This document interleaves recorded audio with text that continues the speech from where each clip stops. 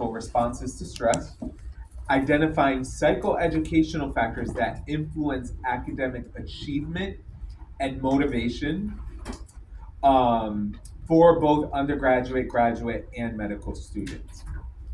Dr. Langley's scholarly and professional work reflects an ongoing interest in developing interventions that enhance individuals' cognitive, emotional, and social learning potential.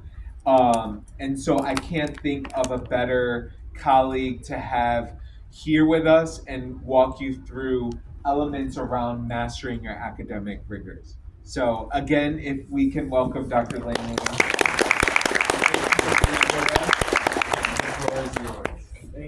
Was that me that you introduced? That was you. That's all you.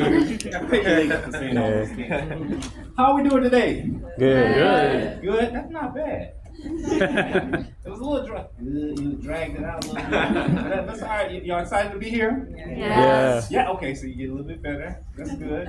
All right, so I'm here to talk a little bit about academics and how to enhance your academic performance and readiness. I've heard some good things about businesses and wrestling and all these different experiences you all had, so that's pretty good. That's pretty exciting. So I'm going to talk a little bit about that today. So what I'm going to do is, yeah, go ahead. I'm going to do is drop a couple things to you. While we're getting that set up, I'll just give you some preliminary background. So I am an educational psychologist. Does anybody know what that deals with? No? What's that deal with? That deals with psychology and all types of school settings. Yeah, school settings, also work settings. So basically education has to do with learning, right? So my emphasis and my specialty focuses on learning and cognition, right? And the other component of that is psychological assessment. So if individuals have learning disabilities or need testing accommodations or have to work with things that may impede their ability to learn and process information, they contact me, right? Outside of that, individuals who just need additional support and want to figure out how to improve their memory, how to improve their organization skills, their knowledge, which is what I'm talk to you a little bit about today. So that's kind of what I do, right? I also work with people who are dealing with anxiety. None of us have anxiety. We've never experienced anxiety, but I've had anxiety before. And so sometimes I have to, figure out how to strategize and deal with that. So I'll talk a little bit about that as well today. So I have some objectives. I always like to start off with objectives, so to kind of guide us through. So what I want you all to do, I'm going to challenge you all to take some notes, right? You can either take mental notes or you can take physical notes. We gave them notepads. All right, so you have notepads, right? If I hold your notepad up, you can put this all right, y'all okay, you look fancy. I need a notepad. I want a notepad. We got you. Y'all t-shirts and notepads. Y'all doing all right in here. So I want you to take some notes. And some people are technologically savvy, right? So I don't need no paper. I need to do it on my phone. You can do it on your phone. If you want to take notes on your phone, you can do that. Because I'm going to ask you some questions. So we're going to talk a little bit about learning strategies to improve your GPA. We're also going to address some OAT. What's the OAT stand for? Optometry admissions test. Y'all smart. I thought you were going to talk about what you feed goats and stuff. No, so it's an admissions exam. So we're going to talk about some strategies to prepare for the OAT because I just heard that that's one of the exams that are accepted in this particular instance. So I'm going to talk a little bit about that, some test-taking strategies, and then I'm going to end on time management, right? Time management, that's important. Particularly if some people, y'all want to be doctors, right? That's the goal. You're going to need some time management to be a doctor. See, I didn't know. When I signed up to be a doctor of psychology, they didn't tell me how much time management was important. I just thought that I would be able to figure it out. But I had to learn the hard way. So I want to tell you some things that you won't have to learn the hard way and learn vicariously through me, right? So we'll get to that. So I encourage you to ask me questions. I have some things up here, but I have it all up here. So, if we don't need to go through the slides, we won't. But that's just for visual and people online. Hey, people online, I see you on Zoom. Y'all look nice. We'll talk a little bit about that. All right? Okay, cool. Ready? Yeah. Yes. Y'all lost energy. Are we ready? Yeah. That's a little bit better. See, now I'm ready. See, y'all got me hyped now. All right. So the first thing I'm gonna talk about this VARK. Anybody ever heard of this notion of the VARK? It's a learning inventory. VARK.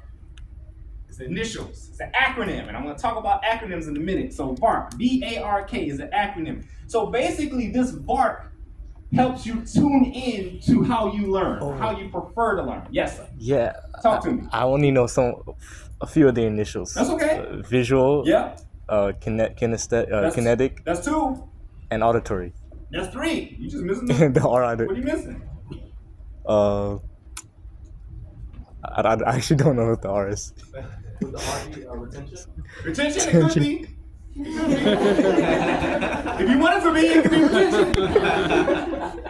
You know, you ever walk in a room and they have something listed on the wall and it's, you have to look on it and it says, what does that say? What am I doing? Read. Reading. Oh, reading. Oh, But it has to do okay. with retention because when you read, you need retention to remember what it is that you read, right? So that's it, right? So VARK helps us understand our learning style. That's very, very important, right? And so you want to be able to sort of figure out whether you're visual, whether you're auditory, whether you're kinesthetic. So I have some questions up here. It's probably hard to see, but I'll give you some samples. Now, this link up here is a link to the full inventory that you can take to get a sense of whether you tend to lean more towards visual learning, whether you tend to lean more towards auditory learning, kinesthetic, or reading comprehension, right? So that means, for example, some people, they like to learn through watching videos. I can't read a book. That's too much for me. It's too much text. I need you to explain it to me. Jump around, make it interesting to me, right? So if that's the case, what type of learner am I? Auditory. Oh, no. Huh? If I like to watch something. Visual. Yeah. Or if I like to, hey, you know what? I don't need to see you. I just need to hear you. I want you to explain it to me. Auditory, right? But some people, they have to move.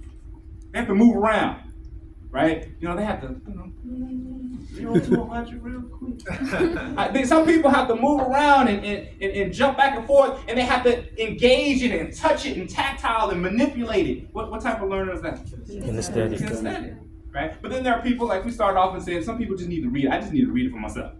You can tell me all you want, but I need to read it for myself, right? So this inventory kind of gives you some questions. I put some samples up there, but we won't go through it for now. But it gives you a sense of the type of learning. Well, I want to give you a word now. Modality. What's that word modality mean? Anybody know? Like a mode. Modality. What's that? Context clues. What's a modality? Kind of different modes, like modality modes, and like ways of learning this different modalities of optometry, like theatrics. Exactly. You looked at my notes, didn't you? You got it. Yes. It's a mode. It's how you go about your preferences, how you go about functioning, how you carry things out, right? So that's your mode. So modality has to do with the different ways you carry things out auditorily, visually, kinesthetically, comprehending by reading, right?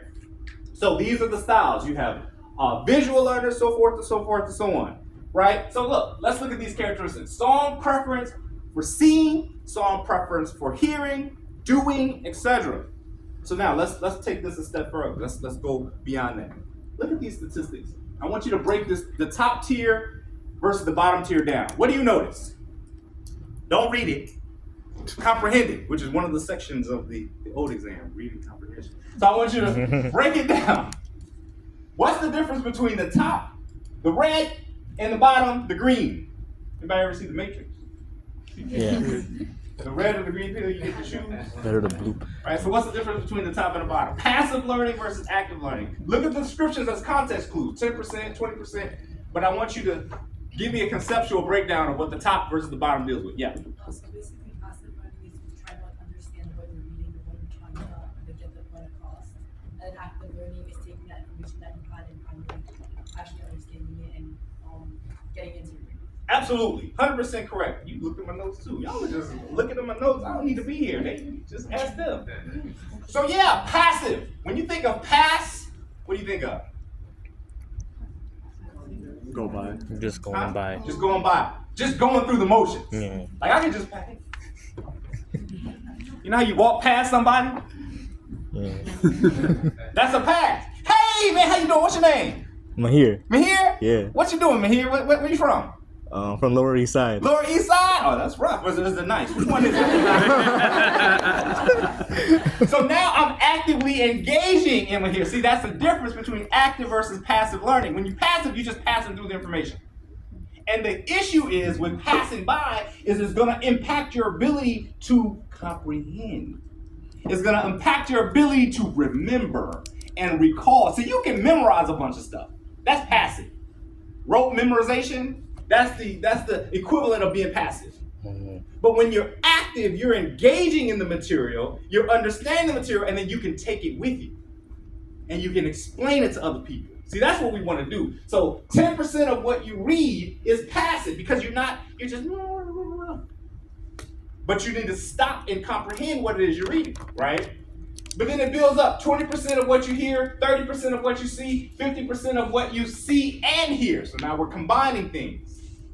We just had these different learning styles. But what if you combine learning styles? See, some things you learn, like anatomy, is very visual.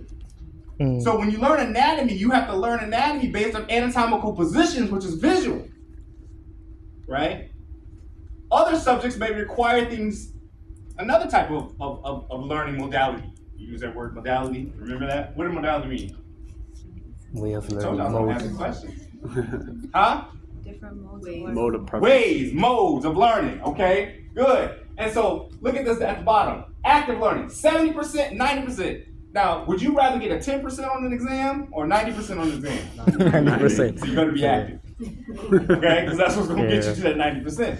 Okay? So, let's check this out. I'm going to have some questions up here. I told you to write some things down. I want you to go through this, and I want you to answer these questions based on what category you fall into. Mostly true, sometimes true, or not true. Just take a minute, literally a minute, and answer these questions. Like number one, I care about doing well in school. So if that's mostly true of you, then write down mostly true. Because we're going to tabulate this in a second. I'm going to give you a general sense of your learning characteristics, which is going to be important to what I'm going to talk about subsequently. All right. So take a few minutes. I care about doing well in school. That's one. I try my best in school each day. So here, let me pause parenthetically while you're reading through these. You can keep reading. I'm just going to talk to the time. As you answer these questions, I don't want you to utilize something called social desirability. You know what that means? You know what social desirability means?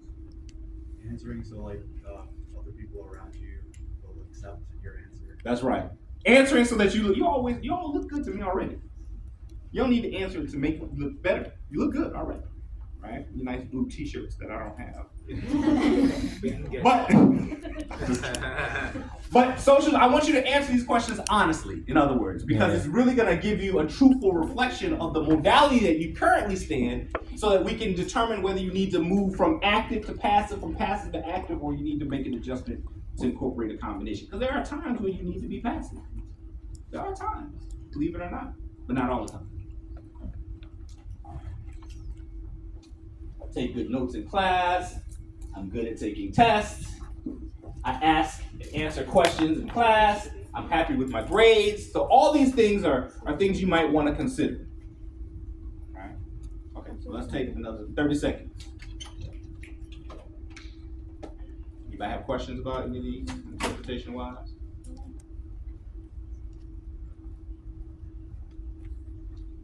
Yeah, look all over your face. You looking at me like, let's move on. Be another second. All right. So, those of you who have finished already, go ahead and try to add your scores up. So I want you to give you 2 points. Give yourself 2 points for every check in a category that says mostly true. So every question or every item that you answered mostly true, give you 2 points. Or add up those 2 points. Give yourself 1 point for the second category sometimes, for every question that you answer sometimes, and 0, unfortunately, for the last comment. And it's okay, there's no right or wrong.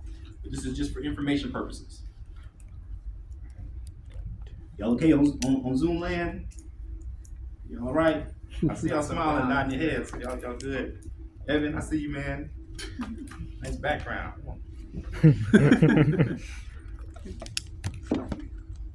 All right, so here's a breakdown. I know it's really small, I'm gonna tell you. From 15 to 29. That means that you're a good student based on how you answered the questions, right? If you're using social desirability, we're gonna take that into account. From 10 to 14, you're decent. You're all right, but we can use a little boost, all right? From 5 to 9, you're okay. But as the Dallas Mavericks are gonna find out, I'm sorry. You need to do a little bit more than be okay, right? So you don't get swept. I mean, so that you can, be competitive, right? They might win tonight. Who knows, right? Maybe.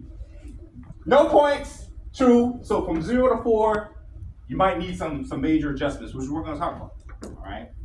All right. So I want you to also take some time to talk about your habits. All right. So same type of deal.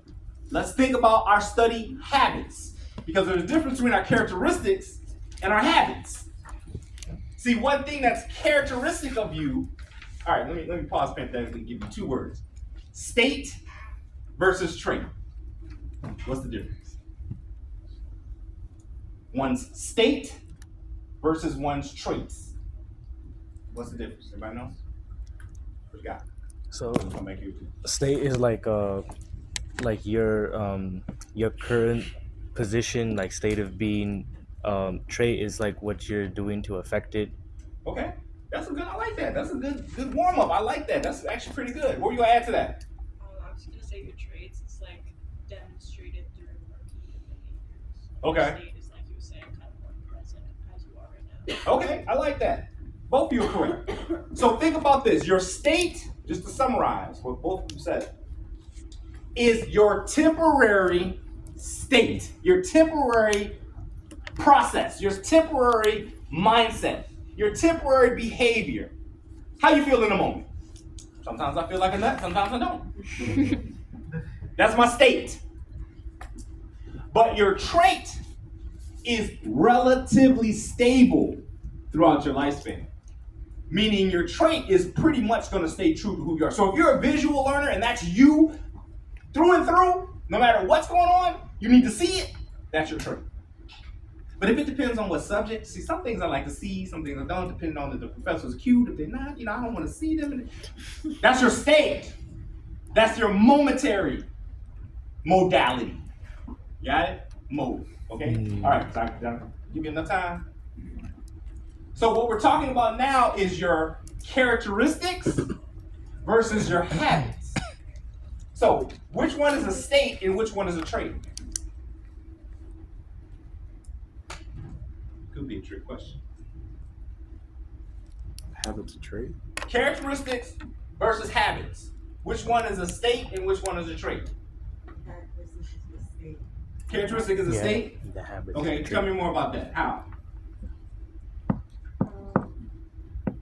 don't know. I just feel like it could be a state, and then your habits are more of your trait because it's something that you're doing more. Okay. And it's not necessarily a variable. Okay, I like that. Not necessarily a variable. That's a good answer. Anybody want to add? I saw some people nodding their head in the first row. You want to add? And I come back here. I saw a hand right there. I feel like a habit would be constant because it kind of your actions show who you are. Okay. Even under like certain pressures, it would still, like if you're persistent with your traits, like your bad habits or good habits, I feel like that shows who you are. Okay. Good. I saw one more hand. Anybody else? Oh yeah. I think it's a habit would be a state because you can change it, right? You have a bad habit, do things to change it to a good habit. Okay, I like that. All of you are good. You're correct. So the thing is, it depends on whether it's persistent or whether it fluctuates. So it could be either. So if your habits are the same no matter what, I got a test tomorrow, I'm gonna procrastinate, I don't care. I'm gonna study an hour before the test. That's just me. Listen, I need to arrive late because that's just how I am. I don't care who's there, who's not. That's me. I'm gonna do me. Right? Then that would be a trait because that's consistent. Oh my gosh, if Beyonce's there, I need to get there a little early so I can get that seat because I want to be in formation. Okay, so now, based on the circumstances, that's your state, right? So it depends, okay? So now, let's check this out. Good study habits can be a challenge if you're not making the necessary adjustments. So sometimes we don't feel like studying. That's our state. Sometimes we're hungry. Sometimes we're tired. Sometimes we're in a bad mood. State. But regardless of whether you feel like it, don't feel like it, hungry, not hungry, you want to get this optometry degree. So you're going to persist in doing what you need to do to study. That's a good choice. Does that make sense? So all of these are gearing towards that process. Okay, so now let's go into some key, and you can tell me whether it's a state or trait. I'm just going to put it up here because now we know the basics. So let's start off with 3 improvement strategies. 3. Number 1, I call it the acquisition strategy. What does acquisition mean? To acquire. To acquire. I like that. Wait, what's acquire mean? So acquire means to basically to get, to receive. I like that. To receive, to obtain. Yeah. Right? So if you all know how the brain works, just in general, right? All of us have a forehead. My forehead is a little bit bigger than most, but that's okay. All of us have a forehead, and behind your forehead is something called the prefrontal cortex. Mm-hmm. Now, what is the prefrontal cortex responsible for? Logic. Logic, right? Acquiring higher order executive cognitive thinking. That's high level logic. So the cortex is just regular logic. The prefrontal cortex, higher level logic. But then we have something called the hippocampus. The hippocampus is responsible for Emotion. what did I just have up here before? Something characteristics and something habits. Learning, memory, right? So there's a third component that's called the amygdala, and that's emotional. Oh my God. Okay.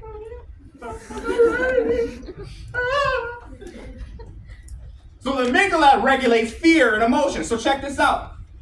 When you acquire knowledge effectively, you are setting up your prefrontal cortex to be able to implement the appropriate learning modalities, pass it along to your hippocampus, so that when you take the test, you're like, come on, ask me whatever you want to ask me. Now, there's a movie years ago called 8 Mile, with man Eminem.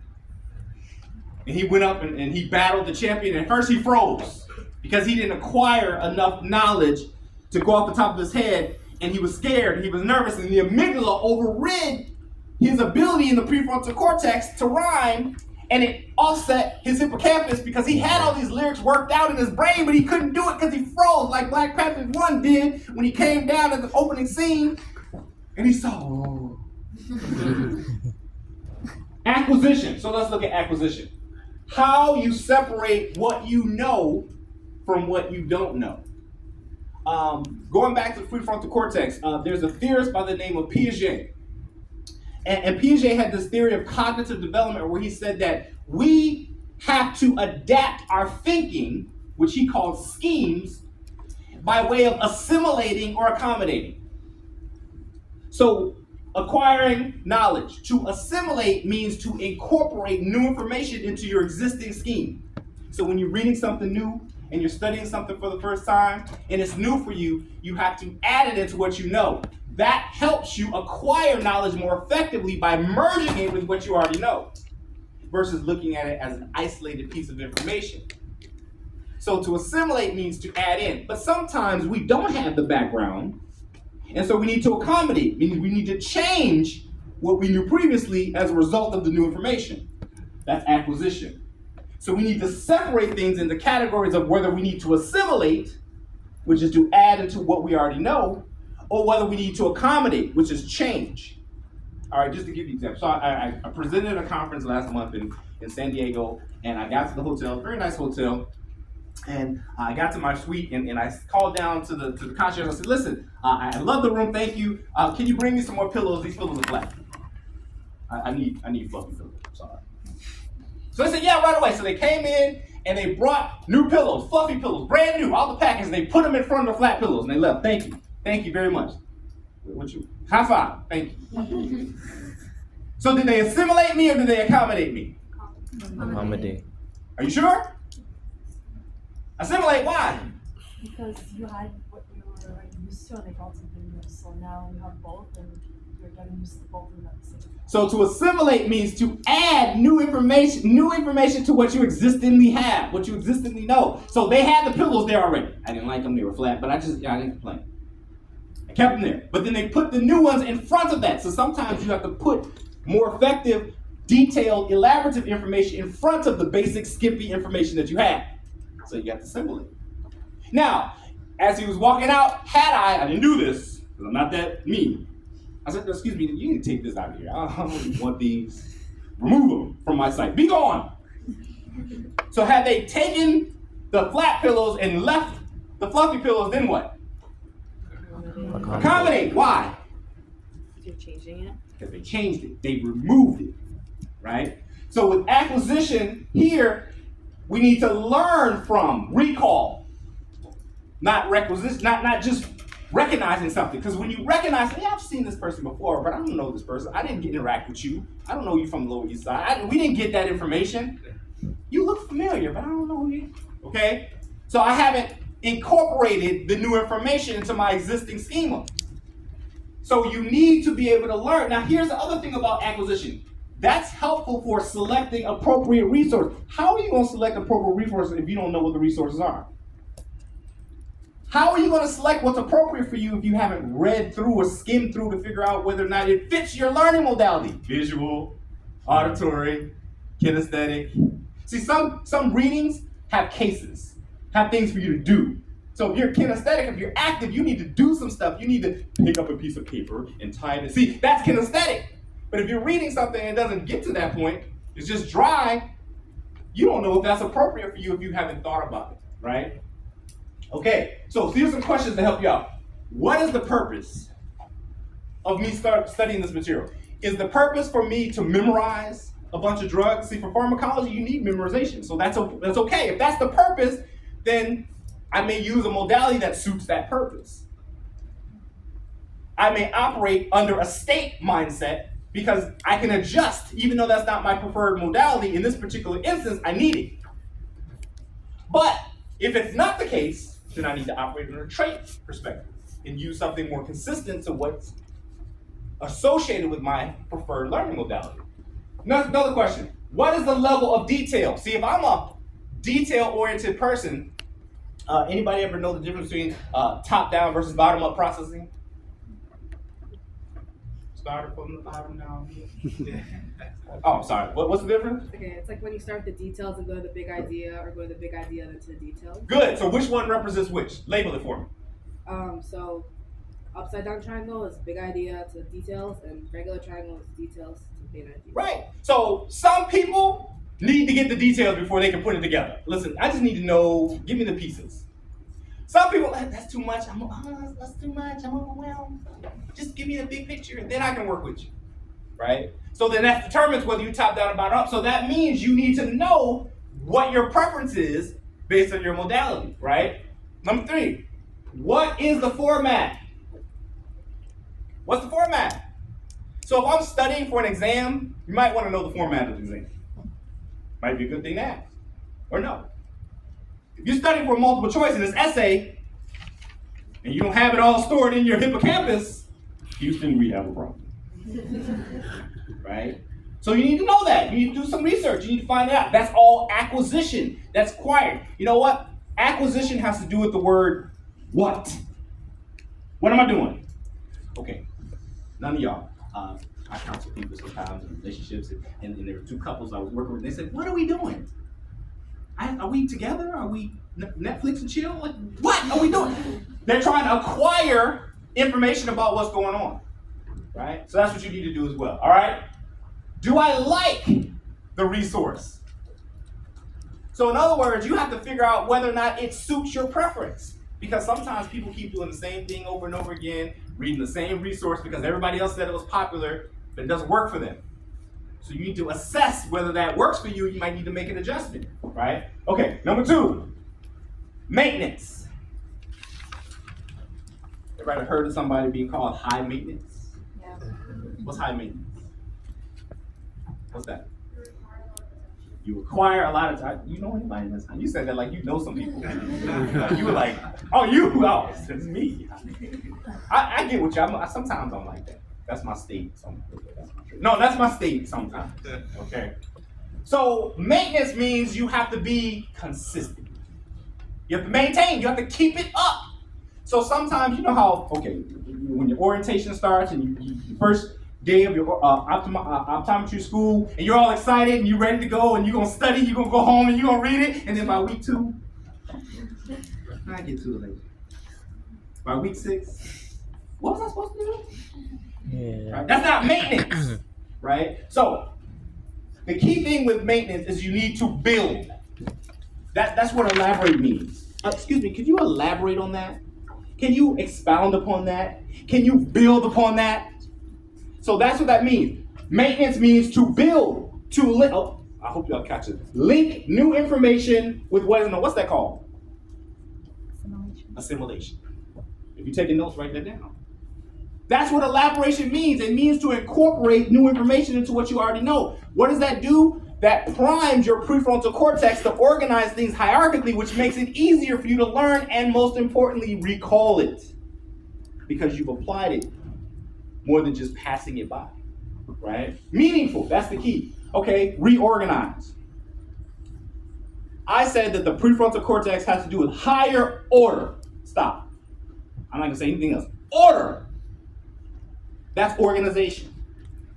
In order to exhibit the characteristics of the prefrontal cortex, the way it was existed, is where it's supposed to be physiologically in our brain, we have to actively do something to promote that. You have it passively. You wake up right now. I woke up like this. You wake up with the prefrontal cortex. But you can strengthen it or weaken it by what you actively do or don't do, right? So reorganize, group things together in meaningful ways. You see that word meaningful? Normally when you see words repeat multiple times, it's really telling you something. Meaningful is already repeated twice in the maintenance stage. Does that make sense? Okay. Review cumulatively. So here's where people miss it. A lot of times people review, but they don't review cumulatively. They only review a day or two before the test, or a week before the test. You should do a cumulative review every week to see what you have or have not obtained, remember, right? One of the things that you use in the maintenance to maintain your learning and memory is a mnemonic. What's a mnemonic? What's a mnemonic? Like a little trick to remember something, so like oil, right? For like oxidation is lose, Reduction is gain. Look at you, you're smart, look at you go. Maintaining that, girl, I see you. Gen gain. Maintenance, mnemonics, little tricks to help you remember. Like I still remember, please excuse my dear Aunt Sally from elementary school. Order of operations, I still remember that. Right, PIMDA, right? All right, number 3. Okay, so now we're building. This is the last one, but this is the most important one. Proficiency. What does it mean to be proficient? Be like pretty good at something. Yeah, pretty good. What do you gonna add? Also means like you're so good at it that you can teach it to someone else. Teach it to someone else. Proficient means you need little effort to maximize your ability to perform something. Proficient. But see, the step above proficiency is something called mastery. See, mastery is higher than proficiency. But proficiency is minimally what you need to get through optometry school. Minimally, right? That's why it's called a doctorate degree. Because that's the entry level, right? So again, organize time, which I'm going to talk about. Utilize active strategies and engage in self-assessment. There's a term called self-regulation. Anybody know what that means? Self-regulation. What's that mean? Self-control. Self-control. Your ability to engage in so assessment. Let me define assessment. Assessment, in general, means to gather information. That's what assessment means. Now, you can gather information formally through like a standardized test, or informally through incidental observation or just checking yourself. Okay, let me see if I just read this. Let me see if I can explain it without looking at it. That's informal assessment. That's reading comprehension. That's what you're going to need on one of the sections of the oath, right? So you want to explain it. And so when you're self-assessing, you're basically gathering information formally and informally about your ability to be proficient or lack thereof. So the good thing is if you identify that you're not proficient before the test, you can make some adjustments. If you identify that you're not proficient during the test, great. Nothing you can do at that point, you know? So, self-engagement, that's the key. Practice. Talking about practice. Not a game. Not a game. Practice. We're talking about practice. I see the virtual with Kevin Hart and Stephen Curry. Practice. Allen Iverson years ago went on a rant and said practice 37,000 times. In order for you to obtain proficiency, you must practice. They say practice makes perfect. A lot of times people say, you know what, I'm not ready. They say, Dr. Lane, my students tell me all the time, Dr. Lane, I'm not ready to do practice questions. I haven't learned enough yet. And I say, well, do practice questions so that you can learn, and then do practice questions to assess how well you learned it. Nobody says that you have to do practice questions only to assess how much you know. You should do practice questions to learn what it is you need to go back and review. And then do another set, right? So do a set just to learn from. You can work backwards. You can get the answer choice. The OAT is multiple choice. So you can look at the answer and work backwards and figure out how they got the answer. That's active learning, right? Okay, let's see what else. There's something called the SQ3R method. Anybody know what that means? Another initiative, another acronym, SQ3R. It's a basic technique that promotes active learning. Whether you're opening up a textbook to read the chapter, whether you're opening up a study guide to look at prep for the OAT exam, you need to do a part of this SQ3R method. Anybody know what they mean? I'll give you some hints. I won't do it with you. Survey. All right, this means to preview. Preview the material. To determine what it is that you know already versus what it is that you need to gather. Assimilation versus accommodation. Right? How do you know that you need to incorporate into what your existing schema is if you haven't determined what your existing schema is? How do you determine that? By previewing the material. That's survey. Right? Before you go to lecture, whether you're in optometry school, undergrad, grad school, medical school, you should always preview what the topic is going to be. Just to prime your prefrontal cortex. That's getting your cortex ready to kick in for the prefrontal cortex so that your hippocampus can ultimately say, okay, we're ready to learn. So that your amygdala's like, oh no, I have a test tomorrow. Over 37 chapters and I've only read half of one. No, that's the amygdala. Now the amygdala's like, okay, well, forget y'all, we going for what we know. Right? So, survey. Question. So you need to ask yourself, what is it that I need to ultimately know? So one way to do this is by looking at learning objectives, right? An easy strategy that I tell students all the time that's very effective is if you have a chapter. Each chapter gives you a table of contents or they give you learning objectives. If they don't give you learning objectives, there's a table of contents. What you should do is you should preview from the survey the chapter. If chapter one, let's just say for the sake of argument, there are 3 chapters. Chapter 1 has 6 subheadings underneath it. Chapter 2 has 4 subheadings underneath it. Chapter 3 has 2 subheadings underneath it. Which chapter should you prioritize based on the number of subheadings? The longest number. What? Would it be the longest number? The longest number. But here's another strategy that you might need to consider. If I look at chapter 1 and chapter 1 is all overview, and I've already had that stuff before, and I'm pretty well versed, I'm proficient on chapter 1, but I'm less proficient in chapter 2. Even though chapter 2 has only 2 subcomponents, I probably should focus more on chapter 2 than I do chapter 1. I need to question what's going on so that I know what adjustments to make, right? The next thing, read and recite. I'm going to put them both together, the first 2 R's, read and recite. See, it's one thing to read passively. I just gave you the percentage, 10% passive. But it's another thing to read actively. See, active reading means that you're actually paying attention to what it is you've read and making sure that you understand it in the process. It's active, right? So reading actively, some people highlight, but here's the problem. If your book, after highlighting it, is this all yellow or all green or all purple? No matter what color highlighter you use, you missed the point. That's passive, even though you think you're doing something. That's passive. When you actively highlight, you should only highlight keywords, key phrases that correspond with a theme, right? See, that's organization. So then when you recite it, you want to be able to recite it from your own volition, from your own effort. Don't recite it from the book. Don't look at it. Because see, when you take a test, the test is not going to be asking you questions in the same way that you read it. It's going to require some understanding, right? And then review. I said that you need to do a cumulative review how often? Every week. How long? Every month? Every week. Every year? Who said year? Me, I'm just teaching that. Every week.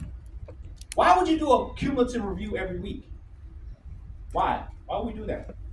To gauge how much you retain throughout the week. Yeah, to gain how much you retain. Your goal should be, after a week's learning, to have demonstrated a retention of at least 70% of what you learned.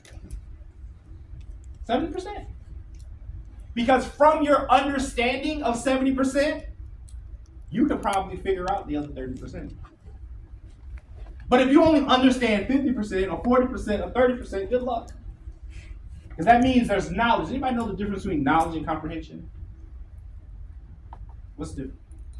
Knowledge would be like something that people would generally have, and comprehension is understanding, going in depth with that information. Good. Knowledge is declarative. Declarative means what something is, what a fact is. Comprehension is procedural. How do I get to that fact? How do I demonstrate that I understand what that fact means? Right? So that's the difference. Right? Okay. So here are some steps to navigating through something like a board exam. Right? Through a standardized exam. Number one, you should always obtain a baseline. See, a lot of people say, no, I don't want to take a test. I'm not ready. I don't know where I am. No, you should. Right? It's very important that you identify your weaknesses. I'm going to give you a word in biostats called a priori. Anybody know what that means? Versus post hoc. So what's a priori mean? A is the what letter in the alphabet? So what's a priori mean? First priority. First! Right? Context. I'm just teaching you all about strategy, test taking strategy, context clues. If you don't know a word, you always want to look at the context surrounding it. Mm-hmm. All right? A priori. Identify what you know versus what you don't know first. So that post hoc, when there's nothing you can do about it, you're not in a precarious situation. So baseline score helps you a priori develop a sense of what your strengths and weaknesses are. Number two, based on that baseline score, now we need to figure out what resources, we need to figure out how much time we need to put. That's our preview. We need to figure out, okay, surveying, I just took this baseline exam. I'm really horrible on the physiological science section, or I should say the natural science section, but on the reading comprehension, after going to Dr. Lang's lecture, I'm pretty good. Right, because there are 4 sections to this exam, you all know that? 4 sections. Okay. Once you identify your weaknesses, now you need to, there's this word, effort regulation.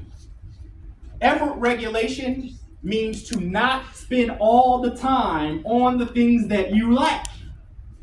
Remember I told you about the reading of the chapter, and I said that you want to spend all your time on the first chapter, and because it has 6 subheadings, but then I said, no, that's not necessarily true.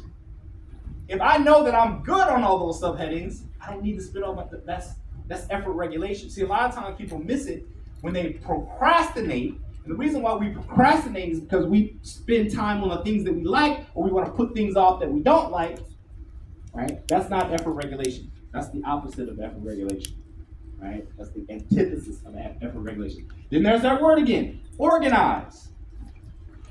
That's the precursor to the prefrontal cortex, organization, right? Figuring out what I know and what I don't know. Surveying, so that I can question, so that I can read, recite, and review the material.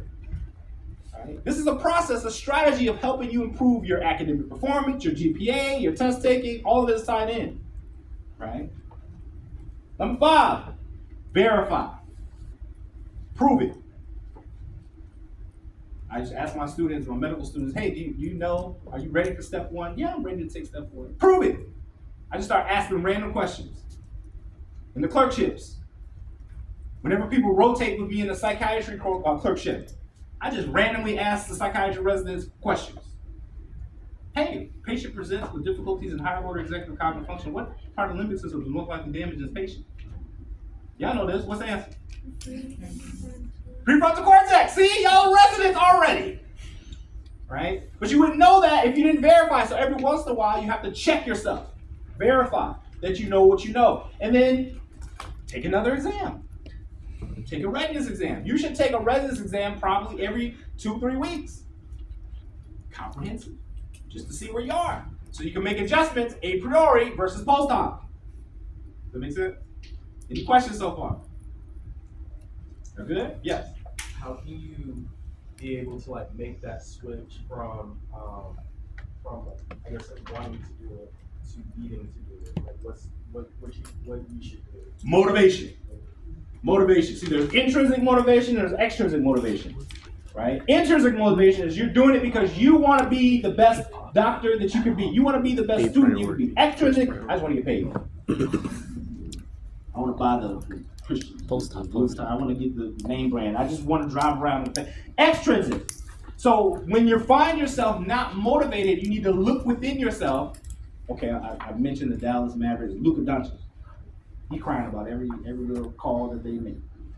But at some point, he has to step back and say, okay, listen, I need to play for my team, right? I need to do something more. So that's the difference, extrinsic versus intrinsic. In other words, you have to assess your level of readiness to change. There's 6 levels of change. I know that. 6 levels of change. What are you know? Pre-contemplation. You've thought about, I need to do something differently. I don't like how I'm studying. I don't like this. Is pre-contemplation. Just like the prefrontal cortex, you're pre-thinking, but you're not hierarchically figuring out what to do.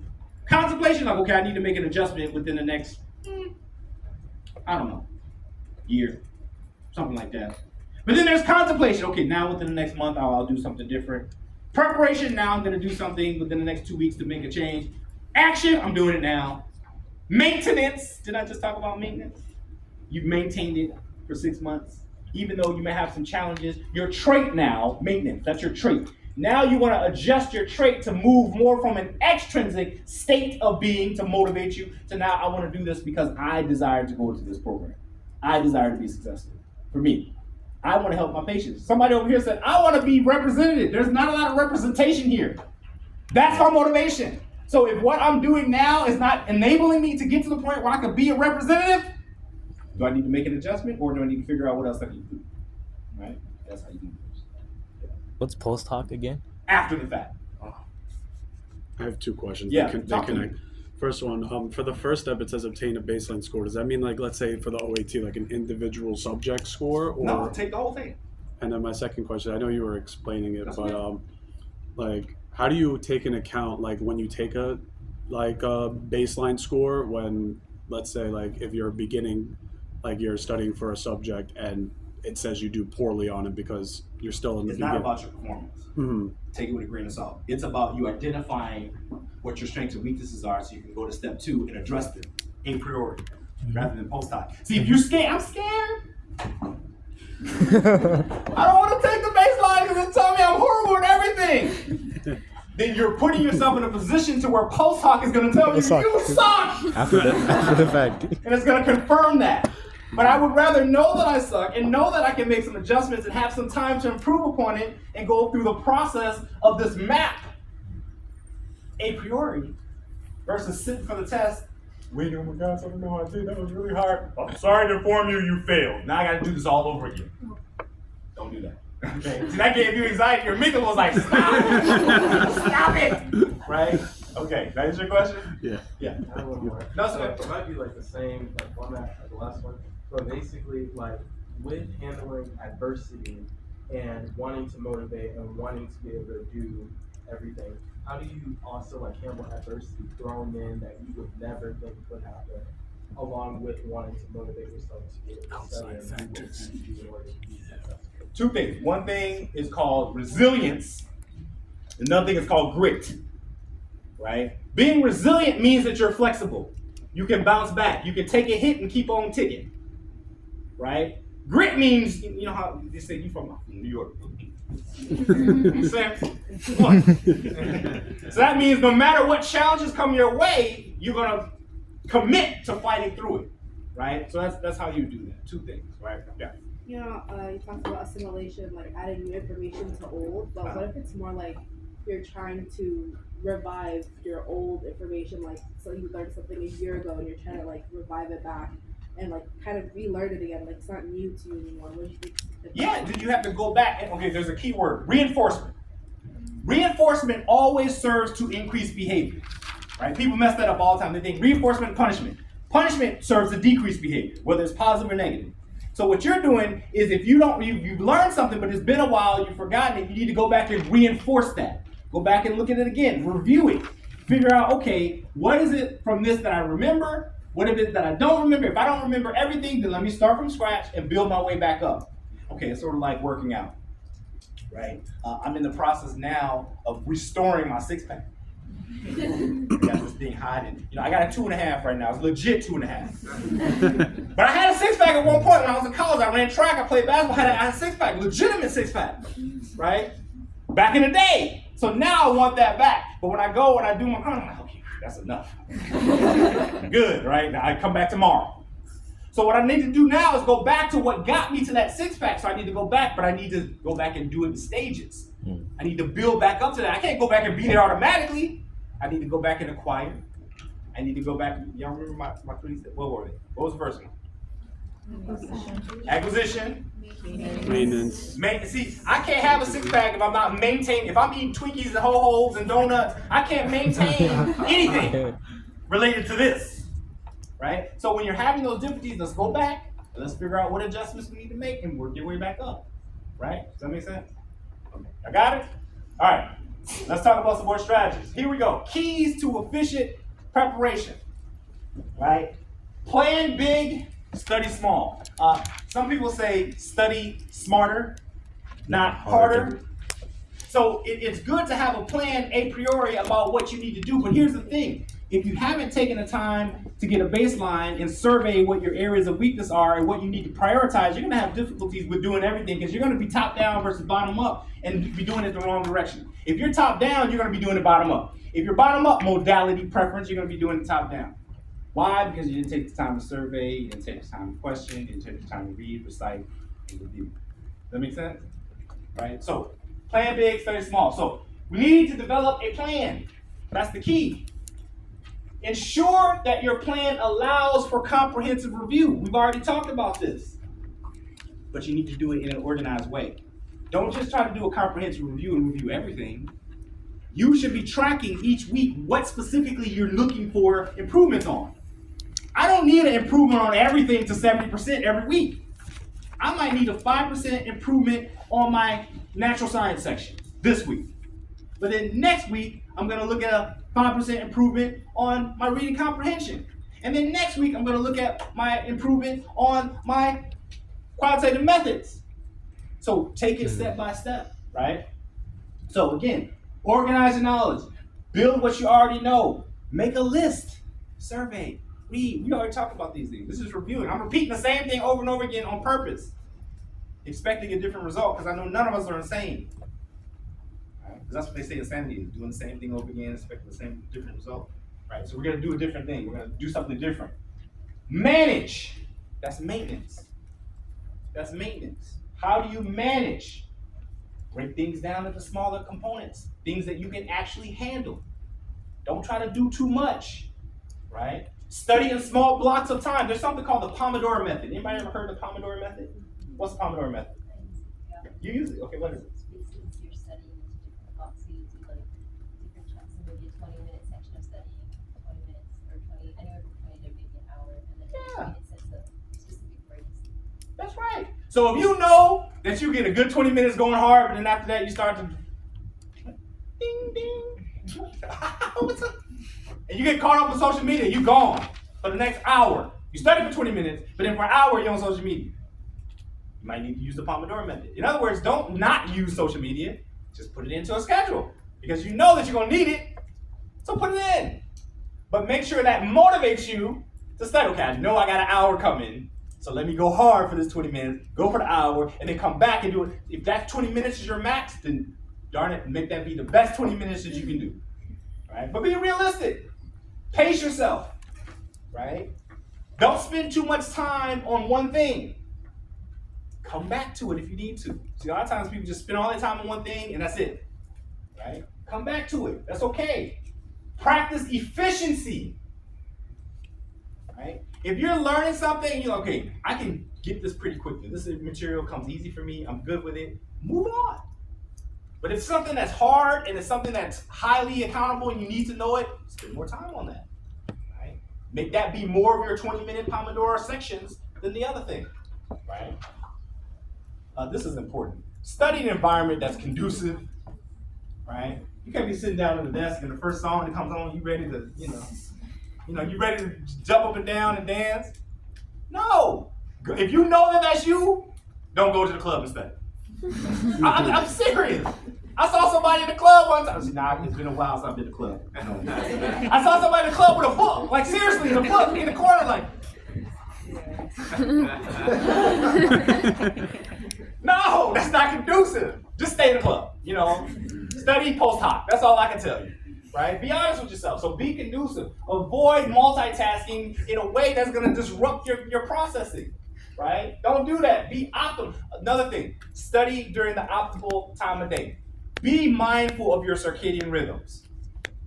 In other words, I knew a student that took the old exam in the morning. And this student was an avid, their trait was avid, midnight, 2, 3 in the morning, study. Without fail. I don't care what they're studying for, they're going to stay up to 2, 3 in the morning. It's going to happen. They're going to get it done. But see, when they took the old exam, the exam was at 8 in the morning. There's 4 blocks, right? By block 2, they fell asleep while taking the exam. Didn't wake up until probably like block 3, 4. Uttered a 4-letter word and had to rush through the exam, right? Why? Because they didn't study in a conducive time frame, right? Study under test-like conditions. Put yourself in those conditions. When you study efficiently, you'll be more inclined to retain information. Study efficiently. It helps you. Link things together. Assimilate. Practice on multiple levels of questions. See, a lot of times people like to practice on just the easy questions. Exam is not easy. Right? I'm not saying start off with the hard questions, but build your way up. By the end of the week, you should be doing hard questions, whether you feel like you're ready for them or not. Let that expose you a priori to your weaknesses so that you can do something to fix it. All right? That make sense? All right, almost there. Modality we talked about. Choose an appropriate learning modality, appropriate method. It's important, because if you don't, you're going to find yourself in trouble. Find yourself in trouble. Any questions? Yes. Yeah, my question has to do with pacing and modality because, like me personally, I'm someone who's a visual learner and even sometimes active or like to retain information. Okay. And sometimes I feel like that might be sometimes more time consuming, but it does help me retain information. Mm-hmm. What would be your advice in terms of like pacing yourself? Because sometimes you might think like you're not studying enough in the day, like using your time's worth. So if you feel like you can study for how long? How long can you go? Be honest, it's okay. Effectively, I can go a good 4 to 5 hours. Okay, that's a long time. Without any breaks? No, I need breaks, like 5-minute breaks. I do the she said Perdomo, like the Perdomo method, like 20 on 5 minutes. Okay, cool. That helped me. I was like, oh yeah. No. All right. No. So if you find, for example, that you're going hard and you're studying, you use the Pomodoro method, and you just find that you're starting to get off track, switch your effort regulation. Go to something easier for a period of time, just to mix it up. Study something you feel comfortable with, and then come back. But don't come right back to the hard thing. Build back up. Just like my abs, I gotta build back up. Next time y'all see me, I'm gonna have 6. I'm gonna take the whole thing off, build back up. So as you do that, kind of ease into it. Does that make sense? Mm-hmm. All right. So some test-taking strategies. We need to practice good habits. Practice the right way. So in other words, you should take practice exams under time conditions. You should take practice exams under non-time conditions. You should take practice exams with your book open, your notes open. You should take practice exams with your book closed. So if you practice with multiple conditions, by the time the exam comes, there's nothing the exam can do that's going to rattle you. you're gonna have what's called self-efficacy. You might know what that word means? Self-efficacy. That's what you want on a test. You want self-efficacy.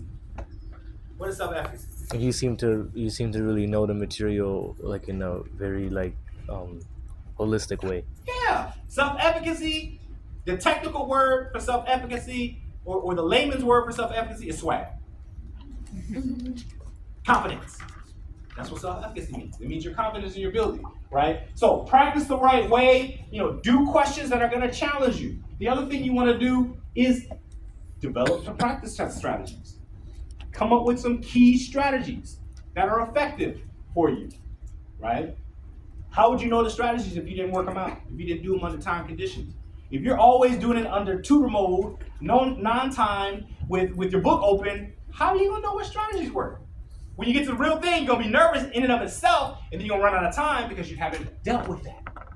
It's better to deal with adverse conditions when you're practicing than let it kind of get you on the. Have a plan for guessing. Yeah. Will these slides be available later? Yeah, I can make them available. Guess. You have to have a plan. Have an educated plan of guessing. So it's not just about eeny, meeny, miny. You look good. I can't even see you, but it looks good. No, have a way of eliminating options so that you can figure out what to do versus what not to do, right? Have a good plan. And then be efficient, right? I'm gonna put these up here. There are some test taking strategies. Number one, read the stem first. Yes, I'm telling you, read the stem first. When you read the stem first, don't just read it passively, actively read the stem first. In other words, interpret. What is this question asking me to do?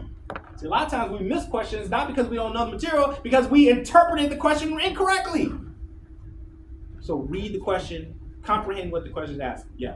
I know a lot of us have jobs outside of studying time. Yeah. If our work schedule varies from week to week, how would you recommend creating a consistent study schedule? Good question. So if your work schedule varies from week to week, one thing I would say is make use of pockets of time. So on weeks where you have a smaller amount of time, then do things that are gonna adhere to that small amount of time. Do things that review, do things that catch up, do things that keep yourself active for what you've learned. Where you have more time, do things that are more challenging. Things are gonna require you to do more, but you have to make use of pockets of time. No one really has 2-3 hours every day to sit down and study, particularly if you have a work schedule. But you might have 20 minutes, you might have 15 minutes, you might have 10 minutes, so you need to survey what you need to do, question what it is you need to do during that time. Same thing we talked about. Does that make sense? All right. I'm gonna on one more thing. I'm gonna skip this because we've already talked about these things. I'm gonna go to one more thing. General test taking strategies. Right? General test taking strategies. On the test, what we want to do is, if you look at the test, you survey the test, and you see that there are a lot of difficult questions, the key thing that you want to do with that test from a management standpoint is you want to figure out what time I have to do the most difficult questions. So it's better to do the most challenging questions, not the easier questions. Because if you're running out of time, you want to be able to run out of time and quickly go through the questions you already know, or that you can easily answer, right?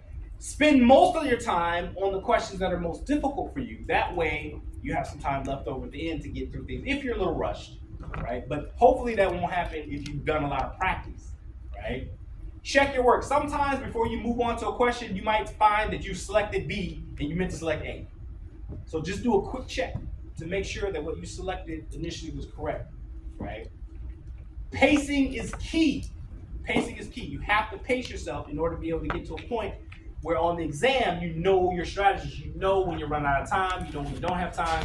So I recommend when you do questions time, you should know approximately. If I look at good test takers, they spend approximately the same amount of time on each question. Roughly, not identically. Like I don't have one person spending 3 minutes on one question, 30 seconds on another question, 35 seconds on another question, 69 seconds. It's roughly consistent.